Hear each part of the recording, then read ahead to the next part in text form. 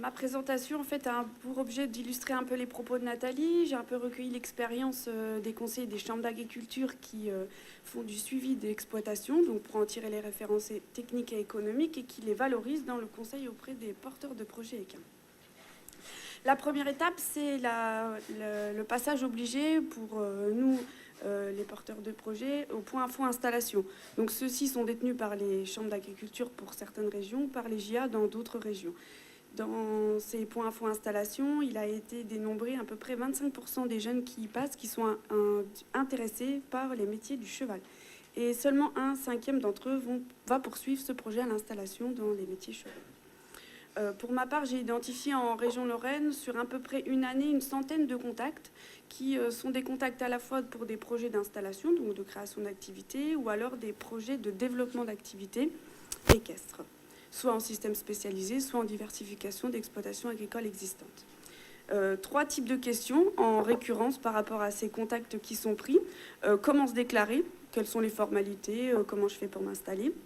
La deuxième question, elle est aussi souvent assez récurrente, ce sont celles de l'accès aux aides, donc soit l'accès aux aides pour les investissements ou pour la création d'activités. Et enfin, en troisième lieu, tout un tas de renseignements divers et variés qui concernent la réglementation, le juridique, le technique, beaucoup de questions diverses et surprenantes parfois. Je propose en fait une présentation un peu des types de projets selon 3 vues. La première, c'est ceux qui arrivent dans mon bureau. J'ai mis les 100 contacts.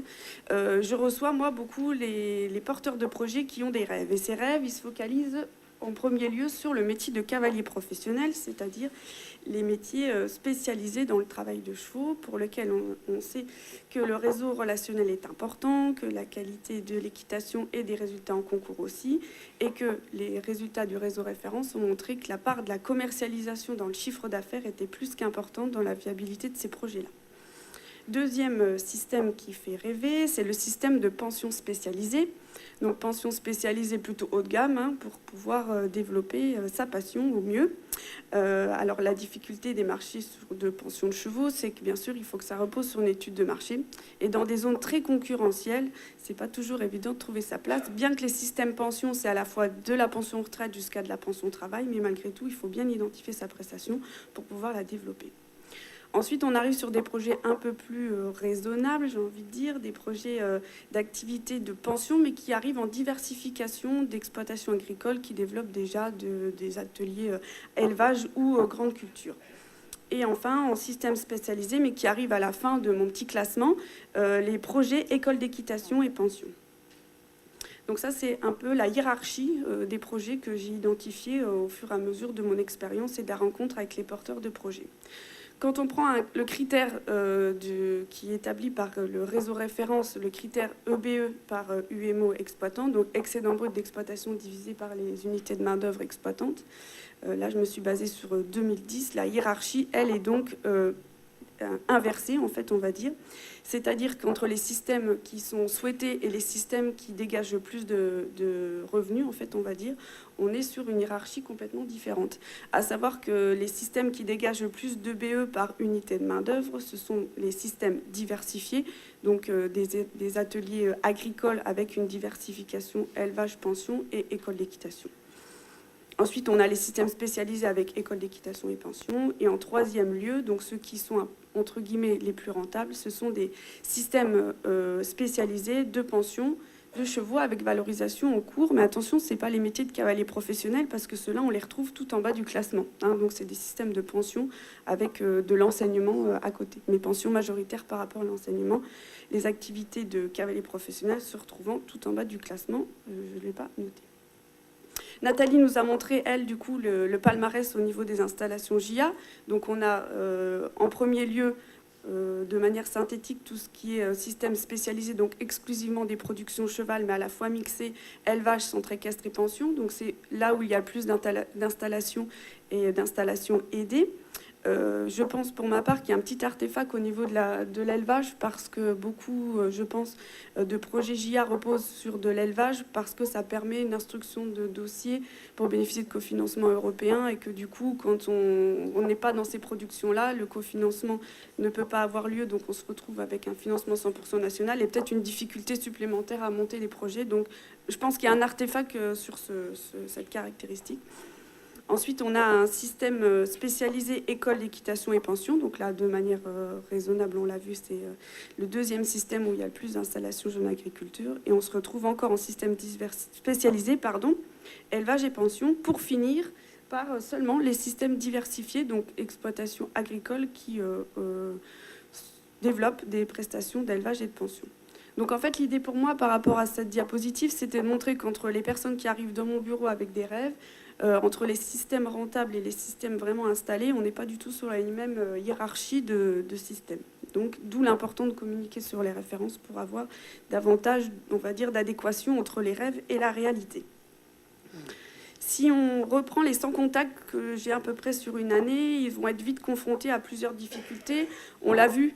La diapo précédente, c'est une viabilité économique qui est fragile entre ce qui présente et puis ce qui permet véritablement de dégager du revenu. On a un petit décalage, donc ils sont vite parfois confrontés à ces problèmes-là. Un problème d'accès au foncier, ça je pense que toutes les régions sont concernées. Aussi une difficulté du parcours à l'installation parce que les mentalités cheval ne sont pas encore bien habituées au fonctionnement et on va dire à l'organisation agricole, auquel cas ils se perdent un peu des fois dans les parcours et ont du mal à identifier tous les interlocuteurs. Les banques qui jouent leur rôle de couperet avec des refus qui sont souvent importants. Et puis nos discours, je le souhaite, qui sont assez réalistes et qui permettent de recadrer les choses auprès des porteurs de projets. Donc à peu près sur 100 contacts qu'on établit par an, une vingtaine seulement de projets, on va dire JA et non JA, vont, on va dire, aller un petit peu plus loin. Donc aller un petit peu plus loin, c'est travailler avec nous, les conseillers. Qu'est-ce qu'on fait ? Toutes les références techniques et économiques qu'on a engagées, déterminées, on va les mettre à profit pour avoir une étude, on va dire, de viabilité assez précise pour confirmer en fait le premier sentiment qu'on avait eu sur le fait que le système est plus ou moins rentable. On est aussi apporteur d'informations sur les formations à suivre pour que le professionnel soit, lui, le plus, on va dire, apte à développer ses activités dans un meilleur, on va dire, dans un meilleur, avec des compétences supplémentaires. Aussi au niveau des chambres d'agriculture, je pense qu'on est plusieurs aussi à être instructeurs des dossiers de demande d'aide. Donc on est aussi à la fois, on va dire, on sécurise les collectivités puisqu'on explique un petit peu les conditions de viabilité de chacune des exploitations. Et puis aussi, ça permet aux porteurs de projets parfois de déclencher vraiment l'investissement parce qu'ils sont soutenus par les collectivités territoriales. Donc c'est un bonus à la fois pour la collectivité qui est rassurée et puis aussi pour les porteurs de projets qui, eux, peuvent dégager en fait un levier supplémentaire en matière de financement. Et puis, malheureusement, les projets chevaux n'ont pas toujours bonne presse auprès des organismes agricoles et des banques. Donc, on essaye de travailler justement à crédibiliser l'ensemble des projets de manière à ce que cet écueil soit au fur et à mesure un peu gommé. Donc, l'appui Chambre d'agriculture permet au niveau des OPA et des banques d'assurer, on va dire, une crédibilité aux projets qui sont présentés. Donc sur les 100 projets, on a vu 20 projets par la suite. Et en fait, pour moi, en région Lorraine, j'estime qu'il en reste une dizaine qui se répartissent entre du JA et du non-JA. On a vu Nathalie qui nous disait tout à l'heure à peu près 2 DJA par département, par région, tu disais ? Par département, ouais. Moi, je pense qu'on est moins sur la région Lorraine par an. Alors ensuite, une fois qu'on a établi la rentabilité, qu'on a l'accord de la banque, malheureusement, concrètement sur le terrain, je me demande si tout le monde est égal par rapport à l'installation en équin. Moi, j'identifie 2 profils. Le premier, c'est celui moyen de production, c'est-à-dire des fils ou filles d'agriculteurs qui ont une exploitation assez solide, qui permet une diversification, soit dans de la pension, soit de l'enseignement, lié à l'installation. En fait, souvent, le fils ou la fille a un diplôme d'enseignement. Par exemple, moi, j'ai une installation où il y avait une grosse exploitation bovin, viande, céréales, où la fille qui venait de passer son BPGEPS a pu s'installer relativement facilement grâce à l'installation de ses parents, quoi. Et en plus, permet une transmission plus facile. Ou alors, à concurrence, un profil plutôt capitaux, où c'est des installations qui sont plutôt hors cadre familial, c'est-à-dire il n'y a pas de structure qui est identifiée.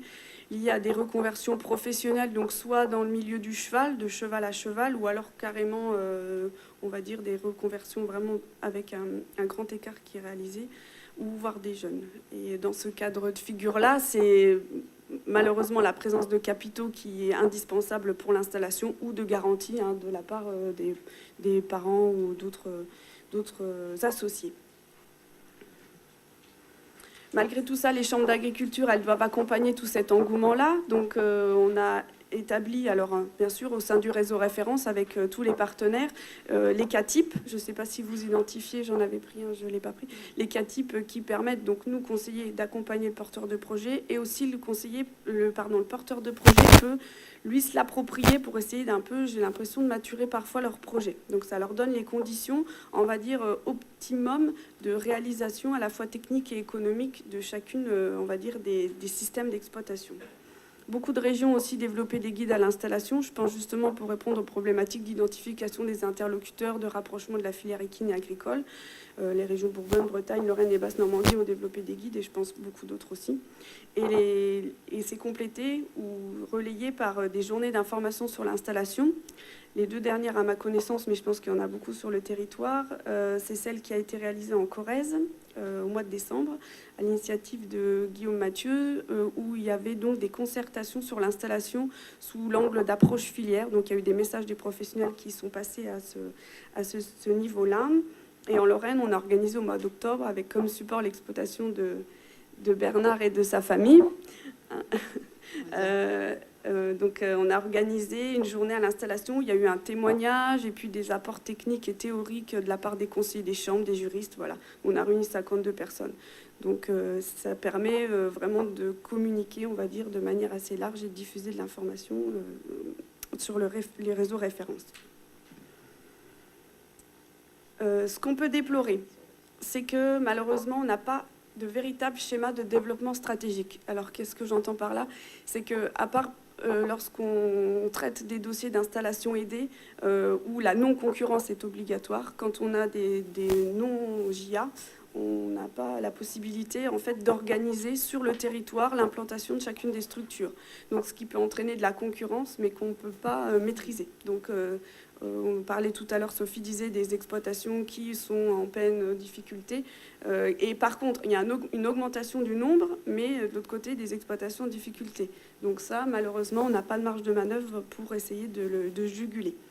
Et ça fait écho à ce que j'appelle les projets sauvages, c'est-à-dire des installations qui passent hors cadre, en fait, qui passent au travers de tout conseil.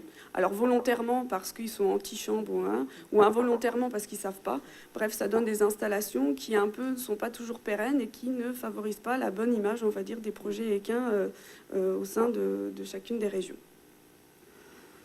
Pour nous, l'enjeu, c'est aujourd'hui de développer davantage le conseil sur le terrain, que les références, elles ne restent pas dans notre bureau ou ici, mais qu'on arrive à les déployer davantage auprès de tous les porteurs de projets, à la fois pour les installations, pour le développement de leur activité, et puis de continuer à travailler sur ces références-là pour répondre aux besoins qui sont de plus en plus précis. Donc, voilà, je crois que je l'ai fini. Merci.